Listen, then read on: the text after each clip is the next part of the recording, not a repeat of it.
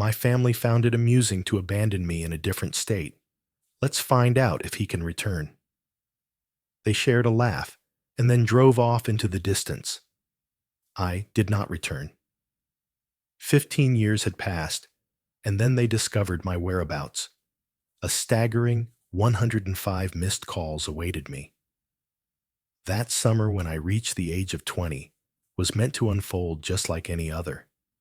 Stuck at my dad's hardware store, earning a pittance, still living at home since college seemed impractical, according to the Richard and my father, while constantly being overshadowed by my golden child brother Mason. We weren't exactly destitute, but we certainly weren't the kind of family that went on trips to Disney. When the Richard revealed our family road trip to my uncle's wedding in Wyoming, I should have sensed that something was amiss. 3 days into that dreadful road trip, I found myself wishing I had conjured up an excuse to remain at home. My dad and Mason had been alternating with their beloved game, turning Adam's life into a nightmare. Mom, Linda, would sometimes utter, "That's enough," in her feeble voice, yet we all understood it was merely for appearances. I want to share some details about my family. Richard was far from your typical unpleasant father. He was the kind of person who would rouse you from sleep at 3 a.m. to berate you for a forgotten task, who would discard your belongings if they obstructed his path, who had been conveying to me my worthlessness since I first grasped language. Mason picked up things swiftly. Embrace being Dad's little version, or evolve into your own unique self. Can you figure out which direction he took? That morning, we paused at a desolate rest area in Wyoming, surrounded by endless fields and distant mountains, featuring only a forlorn bathroom structure and a couple of vending machines. I had been resting in the rear of our Suburban and felt the urge to stretch my legs. Please take a moment to use the restroom. Dad and Mason shared a hearty laugh over something amusing, while Mom focused on perfecting her makeup in the visor mirror. The details of my outfit are etched in my memory. A worn Metallica t-shirt, jeans featuring a hole in one knee, and my trusty old Vans that have been with me for ages. I left my phone behind since it was charging in the car. I left my wallet behind. It just didn't seem necessary. We found ourselves in a desolate place, and I was simply relieving myself. Just a brief 10 minutes. That was the duration of my time spent in that bathroom, perhaps a bit less. As I stepped outside, my eyes narrowing against the bright Wyoming sun, I noticed the parking spot was vacant. The dark green Suburban had vanished. Initially, I suspected they had relocated it, engaging in some foolish joke. I strolled through the whole rest area. Silence. That's the essence of treachery from those closest to you. It resonates in a way that's unlike anything else. I sat on the curb for an hour, convincing myself that they were merely attempting to frighten me and would return soon. Individuals drifted in and out, some casting me curious glances. A truck driver inquired about my well-being. I fabricated a story, claiming I was patiently waiting for my girlfriend who had stepped into the bathroom. He gave a brief nod and departed. After hour 2, an unsettling chill began to creep into my stomach. They had no intention of returning. Initially, I felt an overwhelming urge to find a phone, reach out, and plead for someone to rescue me. Just as I was about to walk up to a mother with her 2 children, an unexpected hesitation held me back. A cascade of memories surged through my mind. Each instance of degradation, each time they found amusement at my cost, each jest that merely masked malice with a clever twist. I could nearly hear them, the sound of Mason's voice. "Hey there." I imagine he's shedding tears at this moment, My father. He'll come to understand it if he possesses more insight than he appears to have. My mom's feeble objection that ultimately made no difference. I have come to a conclusion. I went up to that mother and requested to borrow her phone, but I didn't end up calling my family. I reached out to information and obtained the contact details for the closest shelter in Casper, which is approximately 40 miles distant. I inquired if she might be able to offer me a lift into town. I explained that my family was facing an emergency and needed to depart, but assured her that someone would come to pick me up later. She paused, uncertainty flickering in her eyes. Yet, I must have appeared innocuous enough for her to consent. The initial evening at the shelter served as a stark awakening. All I possessed were the garments I wore. Without identification, there are no funds. There are no contacts available. The individual from the shelter. Chris. I need to borrow their computer to find my uncle's address from the wedding invitation I came across. I considered the possibility of attending the wedding. Locate my family in that place. Yet, I found myself gazing at the screen. Lost in thought. What is the reason? Why pursue those who left me behind for their own amusement? I opted to set up a new email account instead. I researched materials for individuals requiring urgent ID replacement. I searched for jobs that offer cash payments. A plan has been crafted. Just 2 days later, I found myself washing dishes at a quaint little diner named Maggie's Diner. The proprietor, Nancy, was a woman in her 60s, sporting purple-streaked gray hair and an array of tattoos that would surprise you. I had meandered in, inquired whether assistance was required. I informed her that my wallet had been taken, yet I was still in need of employment. She assessed me and remarked, "The dishwasher stopped working yesterday. If you take from me, you won't survive. Begin immediately." That's the essence of hitting rock bottom. The only direction left is upward. I spent a week working double shifts, spent the night at the shelter, donned garments from generous contributions. Dave assisted me in initiating the steps to obtain a replacement ID by reaching out to vital records in my home state. I purchased an affordable pay-as-you-go phone from Target using my first earnings. 7 days after they left me behind, my phone rang. Unidentified caller. I responded. It was my mother, her voice trembling. Where am I? Was I all right? They had searched high and low. Nonsense. It was merely intended as a jest. Utter nonsense. They lingered by the roadside for a full 20 minutes. Returned, but was unable to locate me. Utter nonsense. I heard her distress, her insincere worry. In the distance, I could hear my dad urging me to cut the theatrics and head over to Uncle Steve's.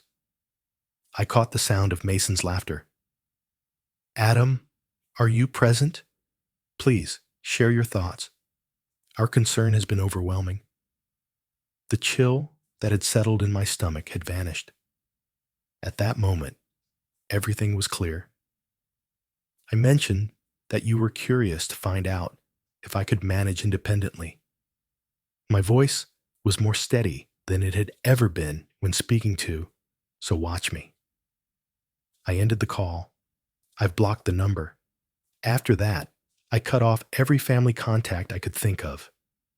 To be thorough, I visited the AT&T store the following day and completely changed my number. 27 missed calls before I decided to change that number. I envisioned their frustration escalating as they came to the realization that their target for release would not be returning for another round. A month later, I found myself in my very own studio apartment, perched above a bustling laundromat. It was small and perpetually infused with the scent of fabric softener, yet it belonged to me. I climbed the ranks to become a prep cook at Maggie's Diner. Nancy was guiding me through the art of chopping vegetables with precision, ensuring I kept all my fingers intact. Occasionally, I find myself revisiting my old email, the version of me that my family recognized. Messages accumulated from Mother. We miss you. Please return home. We apologize. From Father. This immature act must come to a halt immediately. From Mason. Hey, it was meant to be a light-hearted joke. Stop being so timid. I did not reply. Not a single time. That's the essence of liberation. Once you've experienced it, there's no returning to confinement. Honestly, I can't say it was a walk in the park. On certain evenings, I would browse through Instagram, look at images of individuals from typical families who genuinely cared for one another, and I'd experience this pain that no amount of dismissive thoughts could alleviate. There were evenings when the solitude seemed poised to engulf me entirely. The holidays were truly dreadful. Yet each morning, I would rise in my cramped apartment, infused with the scent of fabric softener, head to my dishwashing job, where I was never deemed insignificant, and construct my life piece by piece. 3 months after they abandoned me at that rest stop, I opened my email one final time. A new message arrived from my mom. Your grandmother is inquiring about your well-being. We would appreciate it if you could confirm that you're okay. I shut the email. The account has been removed. Discarded my old SIM card in the trash behind Maggie's Diner. That evening, Nancy showed me the art of crafting her renowned apple pie, claiming I had a natural talent for pastry work.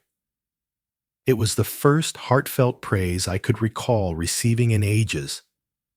I have never glanced back. Revision 1. 5 years after being left behind at that Wyoming rest stop, I found myself gazing at a familiar face on my Facebook feed. Not due to my perusal of my family's profiles. All right, perhaps I was. However, Mason had recently been mentioned in a local news article back in his hometown. He had received a DUI. His car collided violently with a telephone pole. No one listened, save for the pole. The publication featured his high school football photograph. He appeared incredibly youthful, radiating an air of smugness. There's nothing quite like the inflated mugshot below. Karma has a way of revealing itself, doesn't it? It progresses in its own rhythm, yet it retains every location in memory. At that point, I had crafted a semblance of a life in Wyoming. I finally exchanged my dingy studio above the laundromat for a one-bedroom that boasts real windows. I had climbed the ranks from dishwasher to line cook to assistant manager at Maggie's Diner. Nancy continued to manage the establishment with a firm grip, yet there was a delicate touch to her approach. But she had begun to see me less as someone to help and more like, I don't know, a quirky relative or something. The first significant investment I made once I had some real savings was a reliable laptop. Simple and straightforward, just what's needed to participate in online classes at the community college. Management in the business realm. Fundamental bookkeeping. The things Richard often claimed were meant for those who couldn't engage in genuine labor. My mornings would be dedicated to Maggie's Diner. Afternoon of focused study. Returning to the office in the evenings. Wash and repeat. Honestly, I can't act like I'm not still struggling with what went down. Concerns about trust? More like trust agreements that I could revoke whenever someone got too familiar. Over the span of 5 years, I had managed to forge just 2 friendships. My neighbor Tyler, a former bassist in a rather lackluster garage band, occasionally gifted me with his homemade beer, which had a flavor reminiscent of hoppy dishwater. And Nancy, if she could be considered a friend rather than just a superior. Everything shifted when Ava began to frequent Maggie's diner. Every Tuesday and Thursday, without fail, always chose the same item: Denver omelet. Absolutely no tomatoes. More coffee, please. Consistently positioned at the counter, engrossed in a textbook. I discovered it was med school later on. She possessed an uncanny ability to drift away into another world while immersed in her studies. Fork suspended in the air, lingering just before her lips for what felt like an eternity. Once, I began timing her. The time was 7 minutes and 25 seconds before she noticed she was gripping cold eggs. For 4 long months, I brought her coffee refills, hoping for just a glance, yet it took that long for her to finally look up and notice me. I mean, truly saw me. Her eyes slightly widened as she remarked, "My name tag was spelled wrong." It was not, yet it transformed into our quirky little inside joke. Each Tuesday and Thursday, I would don a new incorrect name. She would highlight it. I would feign astonishment. The most absurd attempt at flirting ever witnessed. Yet it proved effective. What we thought was just a casual outing turned into something unexpected. Her study group canceled at the last moment. She secured a reservation at a pizza place that was notoriously difficult to access. As I was busy wiping down the counter, she received the cancellation text. Before I realized it, I found myself seated opposite her at Antonio's. We both suddenly understood that this seemed just like a date.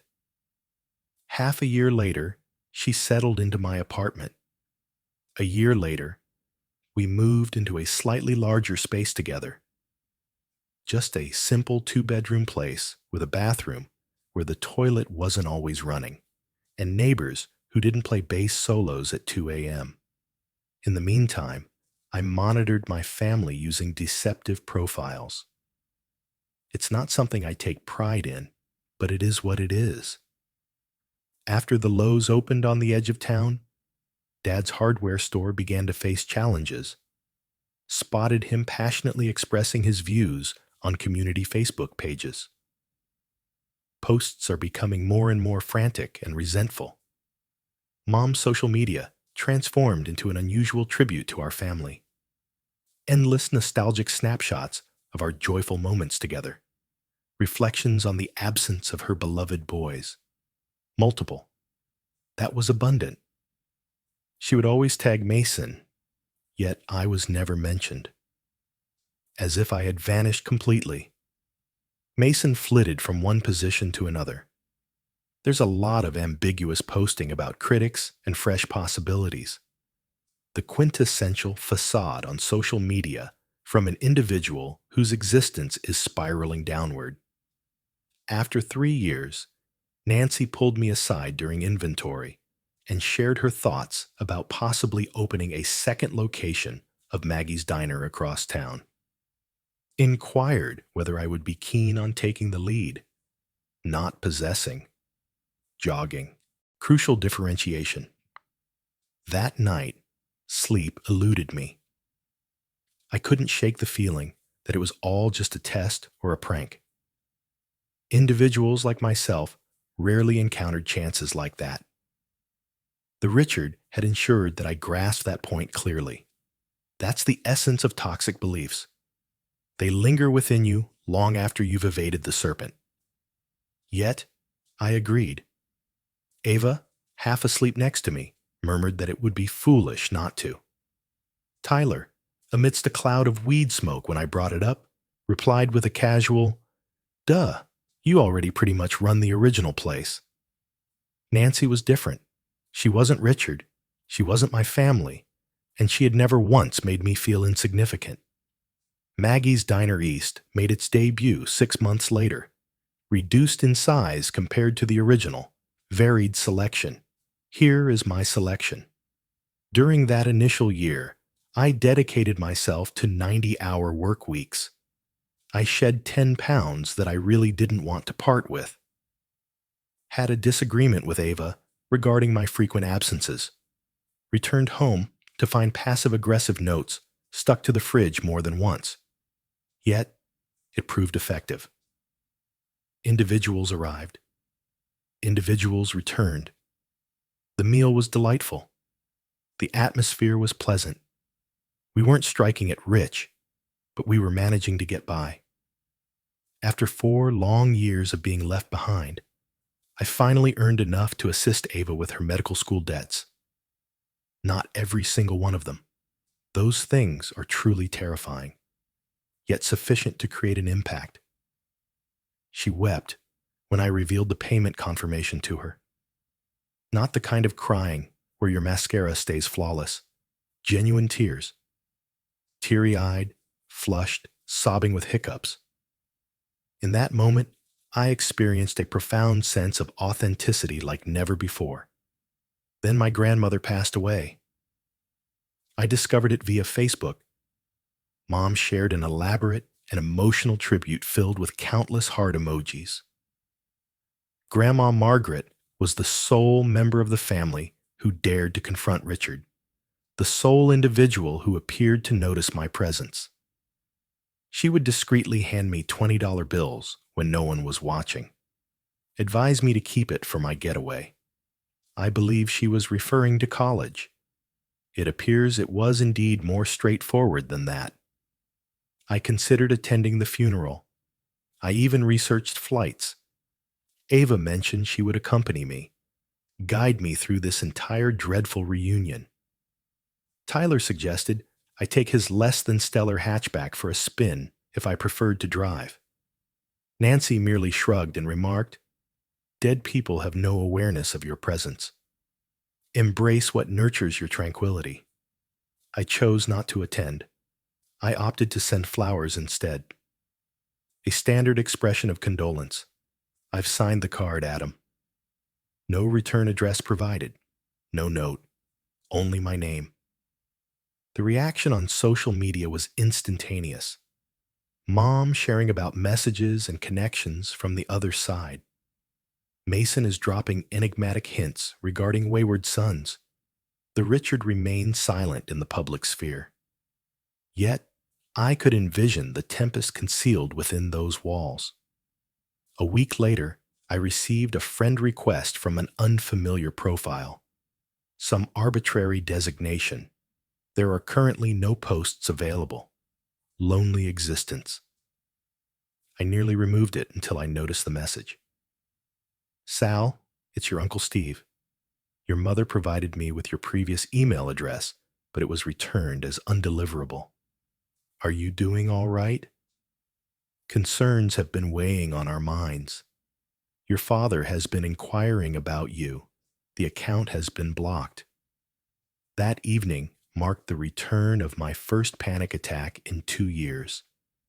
Perched on the cool tiles of our bathroom floor at 3 a.m., making an effort to keep Ava undisturbed.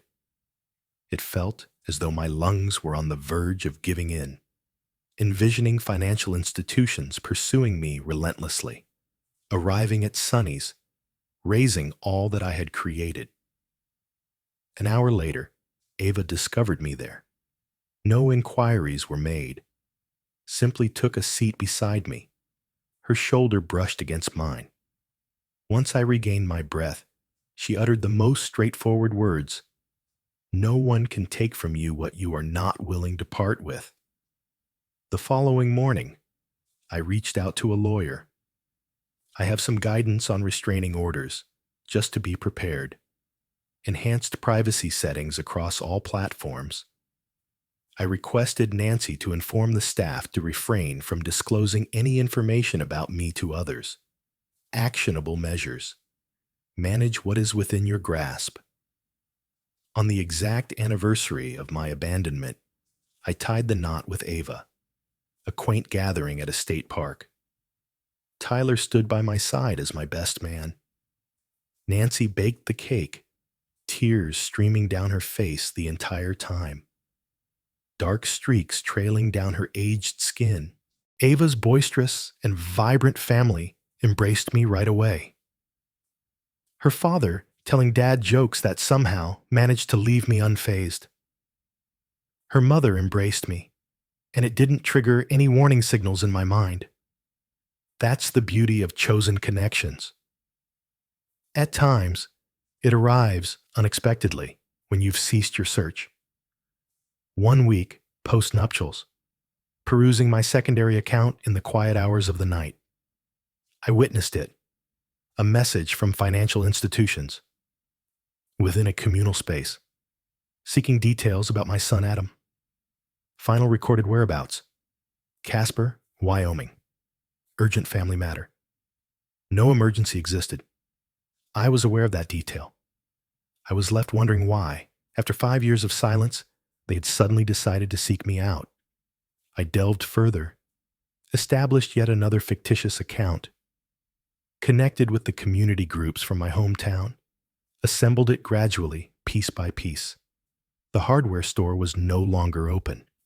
Their home faced foreclosure. Mom was being rather cryptic about her health problems. Mason returned to his childhood home following his 3rd DUI. They weren't searching for me out of longing. They sought me out, driven by a necessity. Do you want to know something? After 5 long years, a smile finally crossed my face at the thought of them. Not because I found joy in their misfortune. However, I came to an important realization. I had lost all interest. I shut the laptop, nestled into bed beside my slumbering wife, and resolved to take action. I would observe from afar, not from a place of animosity, not from affection. However, at times, the most effective form of retribution isn't found in your actions. It's what you create while they are preoccupied with their own downfall. At last, an update. A LinkedIn notification was the beginning of it all. 15 years after being left behind at that Wyoming rest stop, the life I had meticulously built encountered an unexpected flaw. My profile was viewed 25 times in a single day, quite typical for LinkedIn. Recruiters often engage in peculiar behaviors like that regularly. The name was what stood out as peculiar. Mason Matthews, my sibling. The past holds a certain weight. It is enduring. It will linger in the tall grass for years before making its move. At that point, my existence bore no resemblance to that initial year in Casper. Ava completed her medical education, finished her residency, and now dedicated 3 days a week to a local clinic, allowing her to spend more time at home with our children.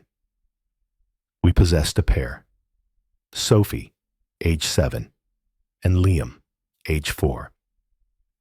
The unit above the laundromat had transformed into a quaint 4-bedroom dwelling on the town's periphery. Nothing extravagant, just a yard where the children could play, and I could attempt to grow tomatoes that never seemed to come out as expected. Maggie's Diner has grown to 3 locations. It's not a huge franchise or anything, but it's sufficient that I only had to cover the line when someone called in sick. 2 years into her semi-retirement, Nancy still made surprise visits, ready to critique our interpretation of her pie crust recipe. I believed I had come to terms with my past, or so I assumed. I continued to observe the family from afar, though my frequent check-ins had dwindled to perhaps once every few months. As far as I remember, Richard and Linda relocated to a more modest home after they lost their previous one. Mason experienced marriage, followed by divorce, and then embarked on a new marriage journey. It appeared that everyone had progressed in their own journeys, just as I had in mine. The situation with LinkedIn unsettled me, however. 15 years of quietude. And now we have this. I brought it up to Ava during our usual Sunday night routine, folding laundry while casually catching up on whatever Netflix series we had fallen behind on. She halted, holding a sock of one kind in each hand, and inquired if I was all right. I nodded. For what other response was there to offer? That I found myself once more as a 20-year-old stuck at a rest stop. That I could sense Richard's voice echoing in my mind, labeling me as worthless. 3 days later, I found myself at Maggie's Diner East, the original second location, assisting with inventory due to our supplier's repeated mistake with the coffee filters. Just then, Emma at the front called back to inform me that a family was asking for me. Initially, I considered Ava's parents, who occasionally caught us off guard during their visits. I stepped outside, my mind already whirring with strategies to persuade them to linger for dinner. It was not Ava's family. Richard appeared older, grayer. His once imposing stature somehow diminished. Linda's face bore the tight expression that often accompanies a lifetime of concern. Her hair was tinted an unconventional hue of brown. And Mason. Mason resembled how Richard appeared at the age of 40. Consistent posture, consistent presence. A woman accompanied him, someone I couldn't place. She appeared youthful, perhaps in her early 20s, lingering at the edges as if uncertain of her place in this moment. Silence enveloped the room. The clamor of the lunch crowd gradually diminished, leaving only the rhythmic thump of my heartbeat echoing in my ears. Richard faltered first, uttering my name as if seeking confirmation. I nodded, as it seemed my voice had decided to take a break. I've envisioned this moment in countless scenarios over the past 15 years. In certain retellings, I delivered a stunning reprimand. In some, I maintained a calm detachment, seemingly unaffected by their presence. In a handful of awkward late-night situations, we found ourselves in tearful reconciliations. Reality often unfolds in a more chaotic manner than what we envision. I pointed to an unoccupied table in the corner, instructed Emma to fetch some waters, settled into my seat across from those who had once been my family, and waited. They discovered me through that feature in high plane spotlight, highlighting 10 local success stories. It wasn't a significant highlight, merely a sidebar showcasing a photo of me in front of Maggie's Diner original location. It seems that a friend of Mom's from her high school days relocated to Wyoming, spotted it, and sent it her way with a note saying, "Isn't this your son? Communication. 107 missed calls." That's the total they had sent to my old number throughout the years before it was finally disconnected. Mom had been tallying the numbers. She brought this up as if it carried some significance. They spoke simultaneously. Mom expressed her deep concern about how anxious they'd been. Reflections on my misinterpretation of the events that unfolded that day. Mason clumsily attempted to portray us as longtime friends reconnecting. The young woman, Mason's second wife, Chloe, observed me with an inquisitive gaze. I allowed them to speak. Observed them craft their narrative, portraying themselves as the heroes of their own story. Observed how Richard was surveying the restaurant, mentally assessing its potential value. Noticed the subtle tremor in Mom's hand as she reached for her water. I noticed Mason's practiced facade, faltering whenever he believed I wasn't watching him closely. At last, when their energy waned, I posed the singular question that held significance. What prompts this moment? That was the moment the true narrative unfolded, revealed in fragments amid uncomfortable pauses. There were medical bills, heart issues, and a lack of insurance. The second house was also facing foreclosure. Mason's entrepreneurial endeavor, a nebulous project tied to cryptocurrency, had collapsed in a dramatic fashion. Mom required knee surgery, but she lacked the funds to cover it. Their presence was not for the purpose of mending fences. They were present for financial gain. I ought to have felt anger. They ought to have been discarded. Instead, I experienced an unforeseen sensation. What a shame. They appeared so tiny, such a sense of urgency. The titans who once held sway over my entire existence were merely imperfect, shattered individuals. I extended an invitation for dinner at my home that evening. I mentioned that I required some time to reflect, to have a conversation with Ava. They consented with enthusiasm. Richard are already halfway to viewing it as a foregone conclusion. That afternoon felt like a dream. I collected Sophie from her dance class, assisted Liam with his preschool show and tell prep, all the while keeping Ava in the loop with updates on dinner guests. She proposed to bring the children to her sister's place. I desired their presence. I wanted my family to get to know my family. The evening meal consisted of chicken enchiladas, a talent that didn't quite stand out. This is a recipe I've adapted over the years, originally found on the back of an old El Paso box. Sophie arranged the table with a sense of purpose, meticulously positioning the forks on the incorrect side, until Ava gently intervened with a correction. Liam was adamant about donning his Spider-Man costume since it was Tuesday, and evidently, Tuesday had transformed into Spider-Man Day. As the doorbell chimed, I nearly fumbled the dish I was bee-masoncing on my way to the table.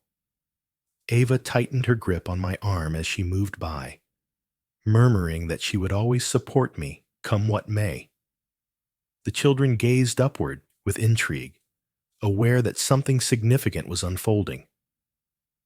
That's the essence of those moments you feared.